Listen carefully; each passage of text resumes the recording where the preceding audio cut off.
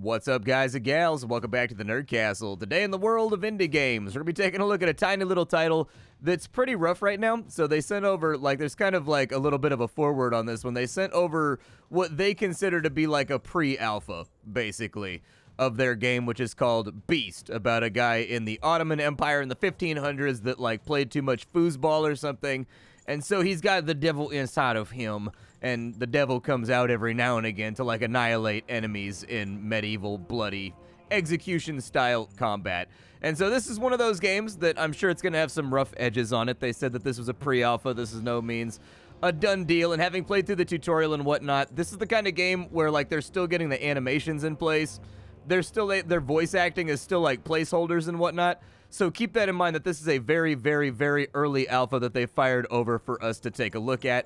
However, if you wanted to investigate the game further, you can absolutely do that. I'll have a link for you down below in the description. Then on top of that, if you enjoyed what you saw here and you wanted a little bit more of it too, you can come hang out with me on twitch.tv/Splattercat Gaming. I've got a link for you down below in the description that you'll be able to check out, just in case you wanted to hang there.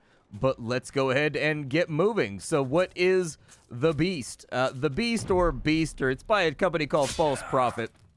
It's a tactical RPG with a grimdark medieval kind of based on reality world where there's some kind of war going on inside the Ottoman Empire. And so I think we're on the Ottoman side as far as I can tell. There's not a whole lot of exposition inside this alpha that they give the player to play around with. And so I'm just kind of extrapolating from there and hoping for the best. He's moved on over to there. He's got 1 AP left. Can you do do a ambush or something? In that direction. If they try to come around here, just blast them with the gun. Oh no, dude, I didn't get to blast nobody with the gun, but I did get to parry that attack right there, which is probably a really good thing. They're firing arrows and stuff at us right now. Looks like they sunk the second one, but they missed the first one right there. And it did an entire health bar's worth of damage to this poor little bowman guy right here, who unfortunately is probably not gonna make it. Let's go ahead and we'll slash this guy up right here with our weapon. All of our characters have various abilities. They have things that they can do. So for example, what's this character? This is Anton Sabados. On Anton Sabados at the bottom of the screen, we've got ourselves a melee attack. We've got a rush so that we can run at the enemy even faster and kind of smite them or something. It's probably a charge would be my guess. Some of the nomenclature here, it's kind of hard to... It's clear that this has been converted over from a different language and it's not completely done with the localization yet. So with reading some of these things, it may not be immediately clear what they do from time to time. Devastate, if this attack hits, it gives all targets 1 attack dice penalty and 0 defense dice penalty until the end of your next round. So Devastate makes it so that they have a hard time hitting me back. We have Ferocious Strike over here, which allows us to strike an enemy twice. We get a plus to hit while we do it, and every hit reduces the cooldown of all of our other abilities by 1. We also have a gun. It seems like most characters have a main attack and a secondary thing that they can do in order to beat back the enemy. Right here we've got a gun ranged attack that we can just do basics from right here. Just in case we wanted to pop that guy. I'll show you what that looks like. Boom, there's our rifle. We completely and totally vaporized the nerd. We do still have to worry about this guy over here though. I think, can you pick this guy up? Show mercy? Yeah, you should probably do that. Go ahead and pick him up real fast. So when your characters go down, they don't die. There's kind of this mechanic in the game called insanity. You can see it on this little primitive meter up at the top. But basically, insanity, as far as I can tell, makes the fighting more hot and more intense. So the more violent activities that are taking place on the battlefield, this fills up. And it's meant to sort of encapsulate and describe the bloodlust of being in an active operating zone, basically, and kind of, I suppose, spinning between enemies left and right and being in a blood fury. From what I saw in the tutorial, the enemies get stronger, they do new things as this goes up, your characters also get resilient and more powerful. And then once it gets up to maximized on out, I think that's when this guy can do his demon transformation where he turns into some kind of incubus or something like that. And then he just runs around the battlefield headbutting people with horns and having giant Freddy Krueger claws for hands. I don't know, this is one of those games where they've got black metal blast beats all up inside their trailer. And so it's clear that it's meant to be kind of a bloody, vicious combat game. This guy over here should probably get behind cover. considering he just got, like, blasted pretty good. He's got 2 AP left. It's actually generous of the game that it lets you pick up your guys with no real penalty there, actually. Like, it looks like he just takes a normal turn once he gets picked up. Yeah, go ahead and use a canvas on yourself. That should regenerate his HP. There we go. But healing actions lower the insanity of war. Over on this side, we may be able to, like, execute this dude right here. It does look like I could take this guy out, so I'm going to. There we go. Let's just make sure he doesn't stand up and cause me any problems in the near future. Our objective is to get over to this spot where they appear to be, like, spit roasting all of our fellow citizens. I'm going to guess that that's probably one of those things that we are going to rebuke them for and generally be unpleasant stewards about. Like, I don't know, man. Don't impale my citizens. There's not a whole lot of rules inside my kingdom. You know, I like to think we have kind of like an easy breezy, laissez-faire attitude towards, you know, just general Ottoman life, like doing our thing, hanging out, making sure the lands are safe from brigands and, you know, footpads and stuff like that. Oh. I'm being shot at again. There's another guy with like oh, there's a whole bunch of guys back behind the barricades right there. And as you can see, the game goes into kind of like a theatrical spotlight mode, and they change all the lighting around whenever you hit certain levels of insanity. If we could pick people off back behind here, we have a 66% chance to hit. I think it's probably a good idea. I mean, 66 is not the worst chance to hit that you could possibly have. So I say just like vent some arrows, and even if we get lucky and we only doink like one of these guys, it's a better doinking than we could have expected anyways, and you're still in cover, especially since you've only got like 4 HP, which means you get like one-shotted instantly whenever anything goes wrong. Can you actually get over there? Target is not in range. Okay. So what we'll want to do then is we'll want to like get in behind cover and like hide behind some things so that we can deduct chance to hit from the enemy. I don't know if that full... Yeah, it worked. He got in behind there. Can you get over to, like, there, maybe? Go, go, go, go, go! Actively run behind this trash shanty. There you go. Well done.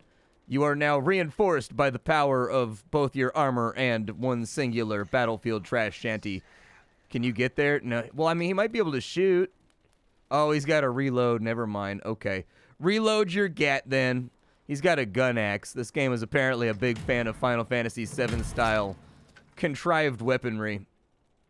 Oh, it's just my turn again? Already? Oh. Sweet, dude. What happens if I show mercy on this guy?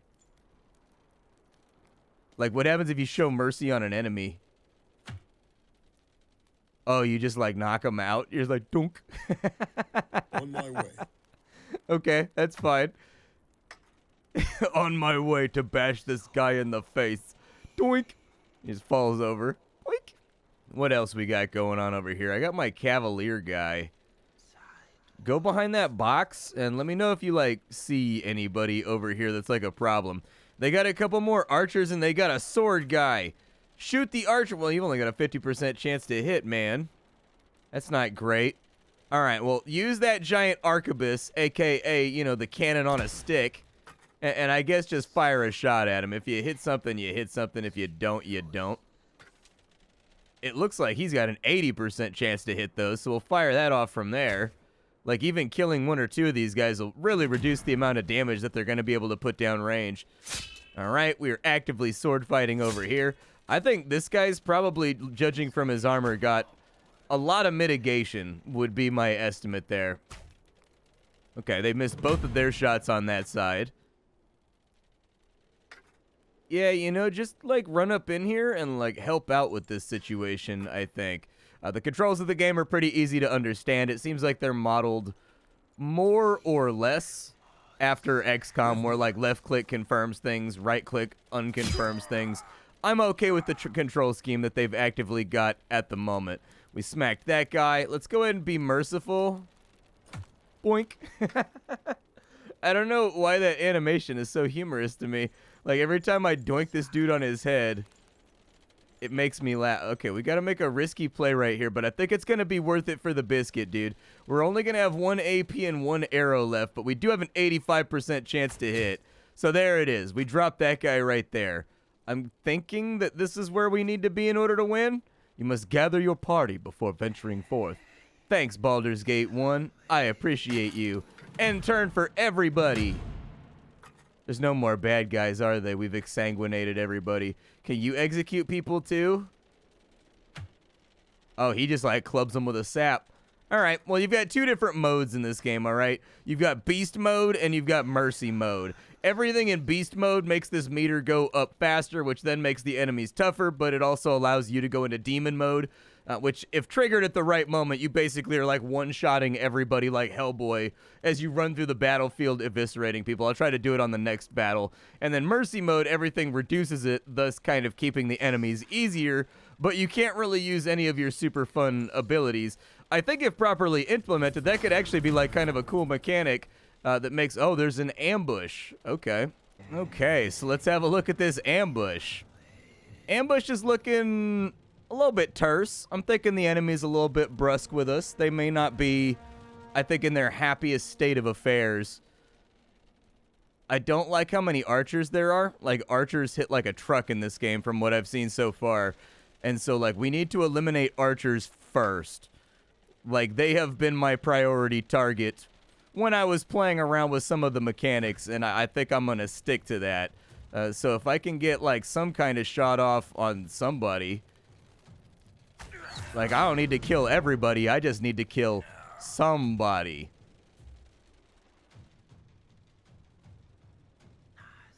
Yeah, I suppose that's fine. I mean, if you can eliminate some of the swordsmen on that first turn, that's cool. What's good for the goose is good for the gander. You know what I mean? Like, they've still got a lot of archers up right now, which has me kind of worried.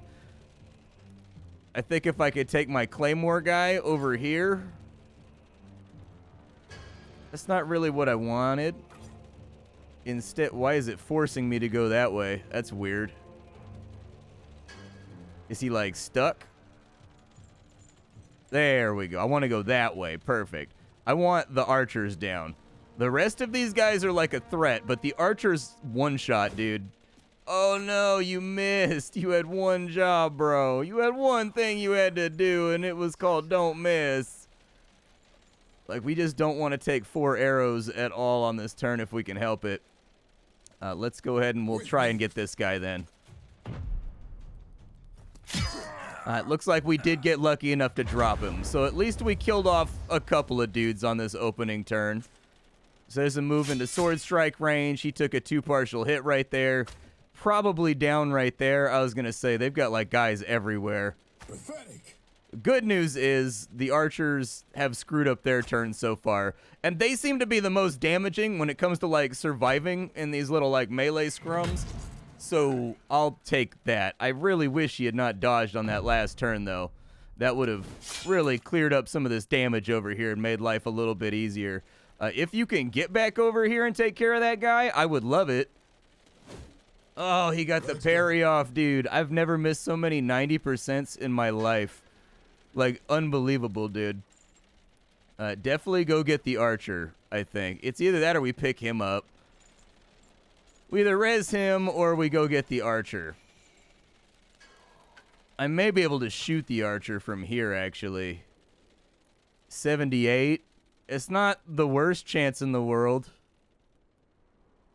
It was a shot and a miss, also with no sound effect, so that made it all the more, even more depressing that we missed that attack right there. I guess just run up on him like we were going to then. This is the luckiest archer in the history of the world, dude. He dodged 2 90% in a row. Let that sink in. My man got away with 2 90%. It took me 3 90% strikes to kill that guy. Oh, we could have been in such a better position, man. Insanity threshold is going pretty wild and crazy right now, too. Enemies are spontaneously exploding into pools of blood because the fight is taking too long. Big hit right there. All right, he's nice and down.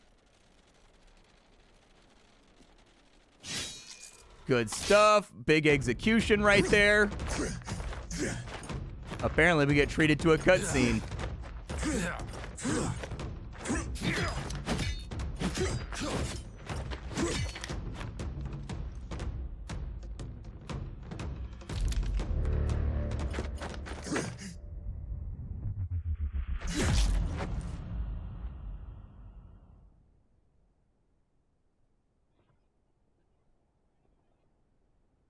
I mean, it is what it is. Sometimes you got to go full on foosball mode. You know what I mean? Like sometimes you just gotta invite the devil in when it comes to hacking a guy to death with a musketax, an axkit.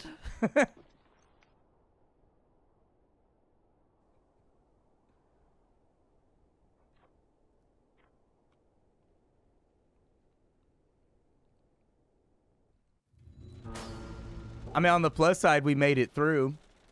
That's a nice thing to see.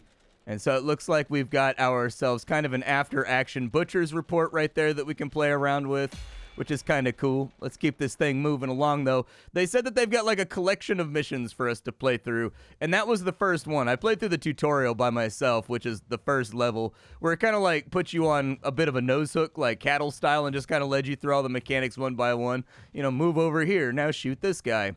Are those weaponized children?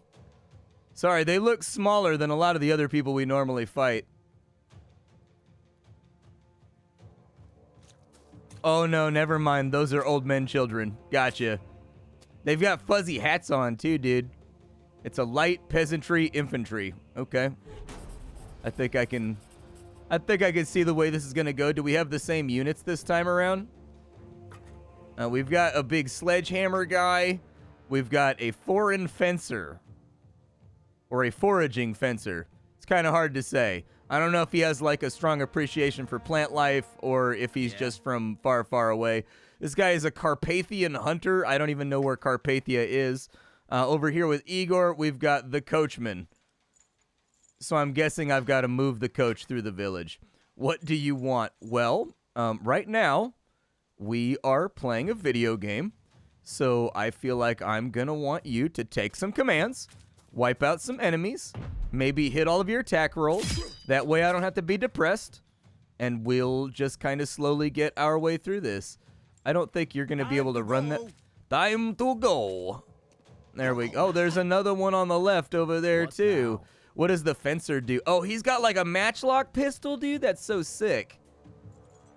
Well, I don't really want to give these guys like a crazy advantage. So you go hang out over there next to the speckled dead horse. That's always a good spot to be on the battlefield. Next to the speckly dead horse. We only have 6 bullets on this guy's bow, and so I'm like kind of afraid to use any of them. That guy's probably the biggest risk. 17 damage? He had 4 HP. You just hit him for like 400% of what he even has. That was just disrespectful. You Princess Mononoka'd him, man. You blasted him into biddies. Nobody told him you were going to be trying that hard in today's like little combat melee. Did that guy just hit me with a nunchuck? Yo! My man just hit me with a nunchuckskovich. Chill, man. I think that's for threshing grain, actually. I think you use it to beat grain. But, like, I guess if you get involved in somebody else's fight, it looks like they get an attack of opportunity on you or something. Like, if you try to, like, intervene in 2 units that are already entwined. Oh, no, never mind. Maybe it was just, like, counting the move or something like that. Yeah, go ahead and take care of business over here, dude. Good stuff. It's rough around the edges, but I can see the promise, and honestly, there's never enough dark RPGs. I find that everything nowadays is like a hug-a-friend adventure about growing corn and like bringing a community together, and I'll be honest with you, I just have no interest in that as a gameplay premise. I'm from like the Cliff Bleszinski generation, where we played like a lot of Bulletstorm, and like our heroes like smoked cigars and swore a lot. And made, like, inappropriate jokes that you weren't supposed to laugh at, but you still did because, like, it was a good time. And so, like, I like things to be a little bit more grimmer and a little bit more darker and a little bit more nasty manish, I guess. Let's just keep everybody where they're at right now. I don't see any reason to really get ourselves all out of sorts right now, trying to run all over the place. Inside the tutorial, they did have me opening up chests and things of that nature. Yeah, go bonk that guy with your giant clown hammer, dude. There you go. Give him the doink the clown treatment. And then back over this way. Go, go, go. I don't know. It looks like the giant hammer you would use at the fair that gets handed to you by a clown. And you got to go hit that little button thing in the middle of the stage like, and it like fires a it fires a bell way up into the air to like test how strong you are. I always felt like all those little carnival games, like some of them are obviously rigged, but like some of the other ones, I always felt like the machinery was a little off too. Whereas like I think they tune them internally to keep you playing. Let's move. Those old carnival scams, man, you gotta watch out for them. Yeah. Okay. Heading on down the road there, boss. As you wish, master. Bro, do you need some NyQuil? Are you okay? My man needs David. Are you okay, master? Don't mind my sinus infection. What now? You okay, man? Master?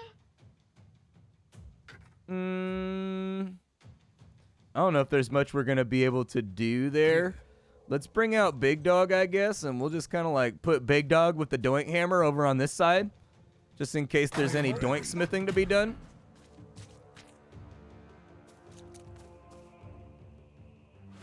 Damn, you got me. You have got me with that big nunchuck. Congratulations on your new nunchuck strike. With me.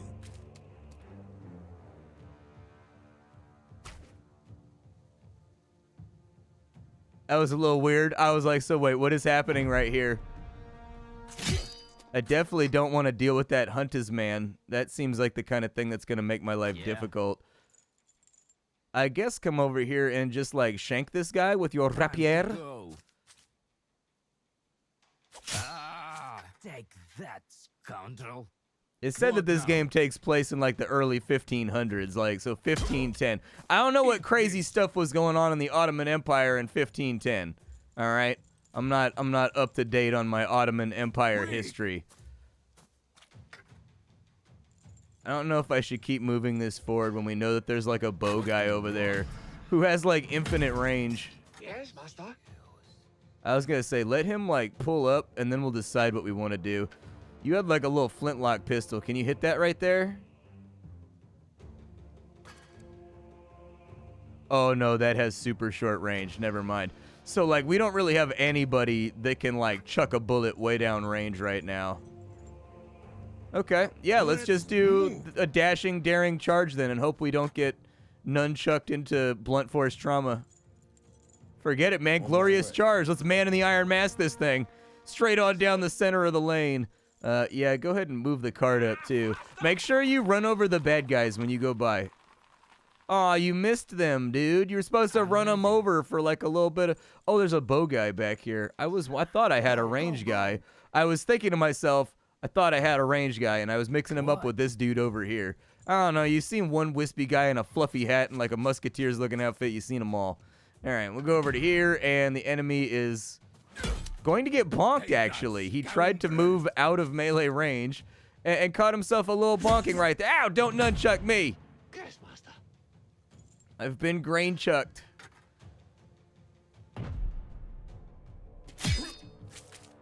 How did that feel? Not very good, right? Yeah, exactly. You see how that felt? Pretty bad, huh? It's not fun to get hit with blunt objects, is it?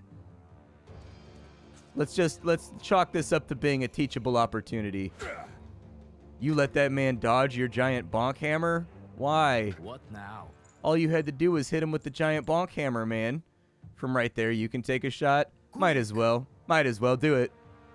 Get on over here with your little buddy. He's got a bunch of other little abilities too, but as of yet, the opportunity has not really presented itself. Nice.